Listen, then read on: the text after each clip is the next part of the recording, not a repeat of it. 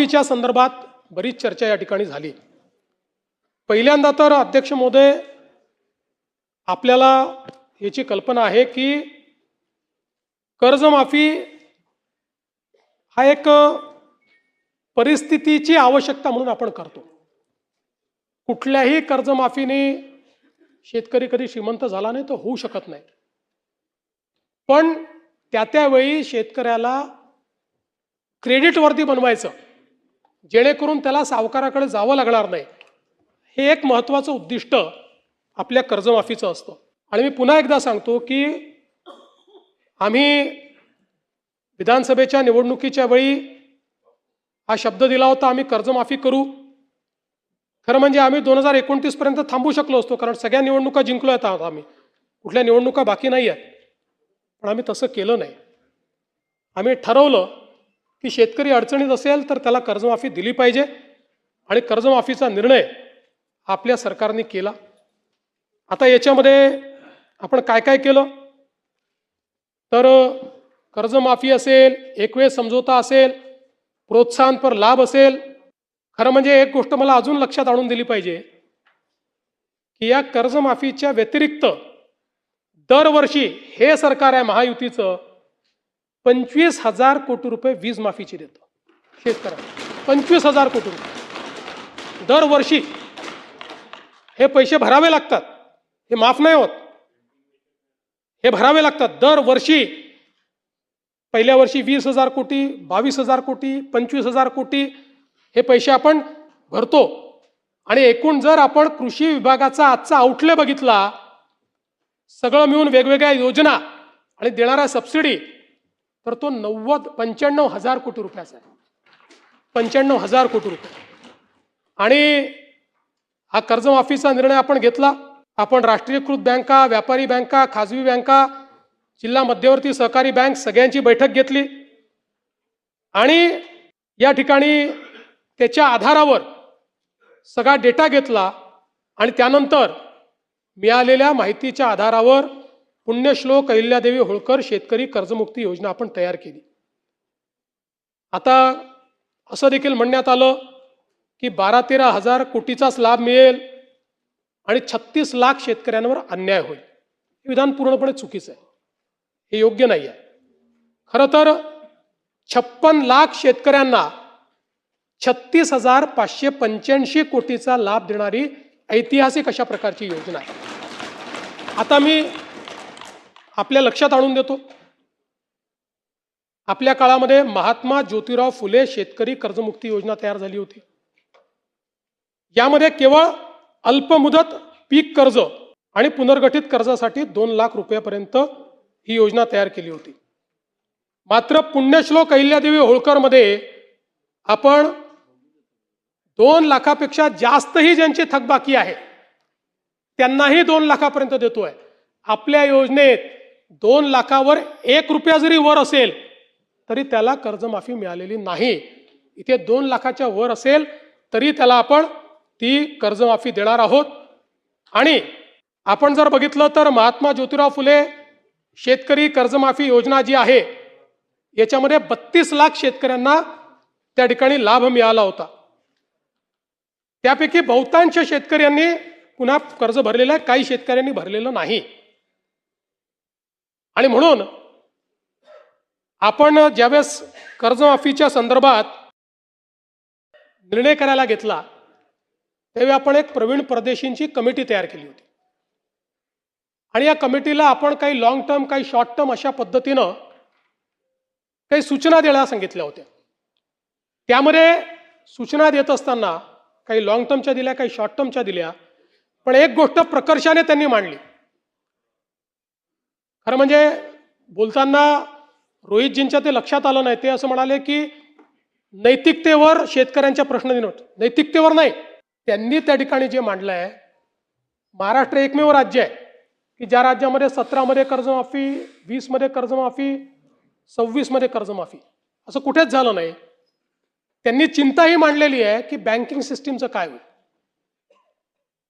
बँकेमध्ये कर्ज परत करण्याची जर म्हणजे असं एक शेतकरी प्रामाणिकच आहे, पण जर माहिती आहे की दरवर्षी सरकार करणारच आहे, तर मग वाट पाहतो माणूस, कशाला भरायचं बाबा कर्ज, खरंच करतायत का हे. आणि म्हणून त्यांनी इन्स्टन्सेस मांडले आहेत की कशा पद्धतीनं बँकांची परिस्थिती खराब होते.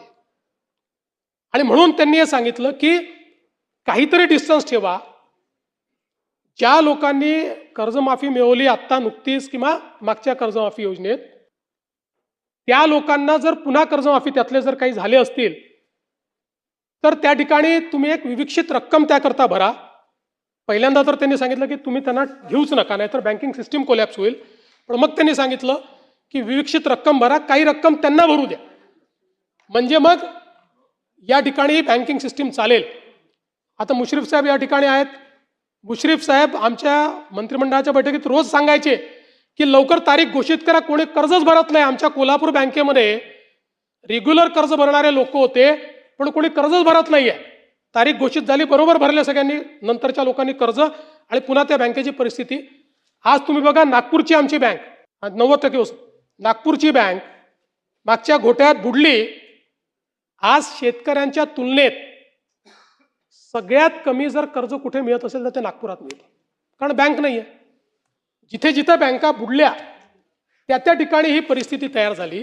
आणि म्हणून आपल्याला शेतकऱ्याला तर कर्जमाफी द्यायचीच आहे, पण सोबत बँकिंग सिस्टीम करता काही शिस्त लावणं हे देखील गरजेचं आहे. म्हणून अशा पद्धतीची शिफारस पहिले आम्ही 17 मध्ये छत्रपती शिवाजी महाराज शेतकरी सन्मान योजना केली, ज्याच्यामध्ये जवळपास त्या ठिकाणी 44 लाख शेतकऱ्यांना आपण मदत केली. त्यात 24 लाख शेतकऱ्यांना कर्जमाफीची योजना होती.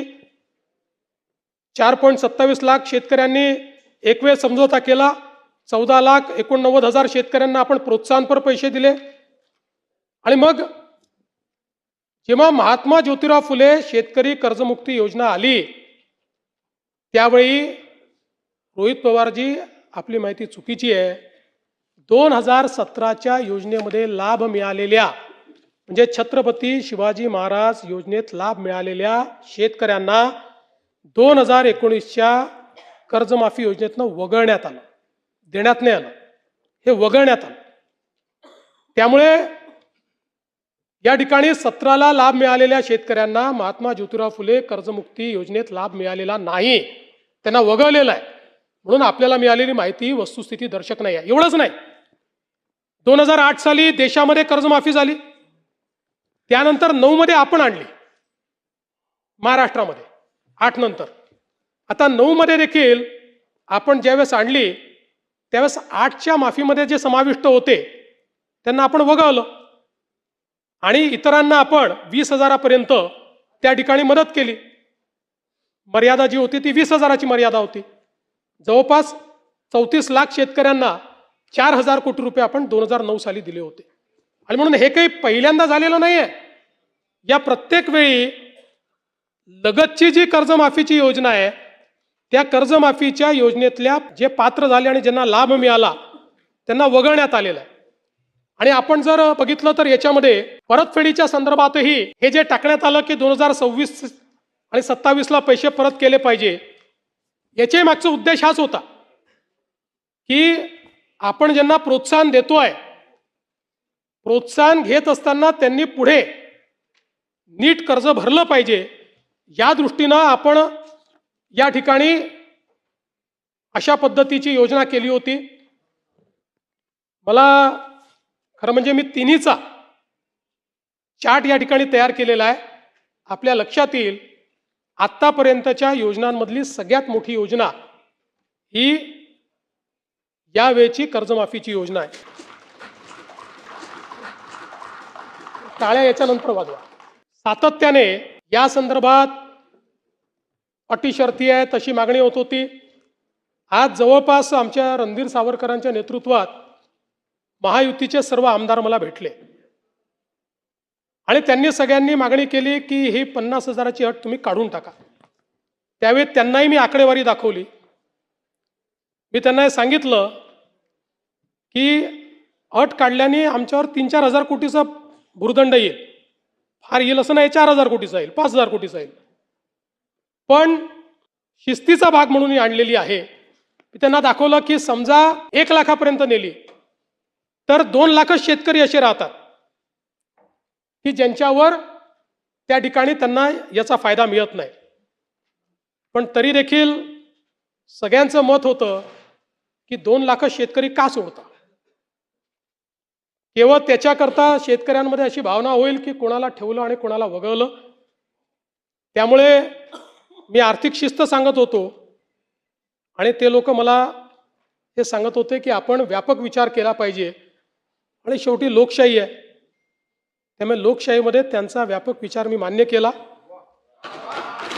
आणि आता हे जे महात्मा फुले कर्जमाफी योजनेतले जे लोक होते ज्यांना 50,000 रुपयापर्यंत आपण म्हटलं होतं त्यांनाही 2 लाखापर्यंत कर्जमाफी झाली. आणि त्यासोबत 26-27चा जो नियम आहे तोही वगळण्यात येईल. आता आपल्याकडे तर सगळं आहेच. 26 मध्ये कोणी कोणी पैसे भरले आहेत. जसं यांनी सांगितलं 95% लोकांनी पैसे भरले. त्यामुळे आता त्याच्या आधीच्या 3 वर्षातले कुठलेही 2 वर्ष ज्यांनी रेग्युलर भरलेले आहेत ते सगळे लोक याकरता पात्र होतील. पुन्हा सांगतो, पहिल्यांदा राज्य सरकारने हा निर्णय घेतलाय. यापूर्वी